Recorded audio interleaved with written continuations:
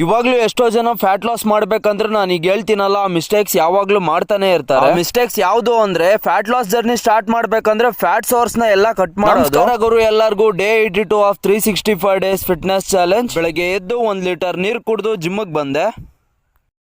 ನನ್ನ ವರ್ಕೌಟ್ ಇರೋದು ಇವತ್ತು ಶೋಲ್ಡರ್ ವರ್ಕೌಟು. ಮೈನ್ ಆಗಿ ಆಂಟಿರಿಯಲ್ ಡೆಲ್ಟು ಮತ್ತೆ ಲ್ಯಾಟ್ರಲ್ ಡೆಲ್ಟ್ ಮೇಲೆ ಕಾನ್ಸಂಟ್ರೇಟ್ ಮಾಡ್ತೀನಿ. ಲೈಟ್ ಆಗಿ ಪೋಸ್ಟೀರಿಯರ್ ಡೆಲ್ಟು ಮತ್ತೆ ಟ್ರಾಪ್ ಸೂಟ್.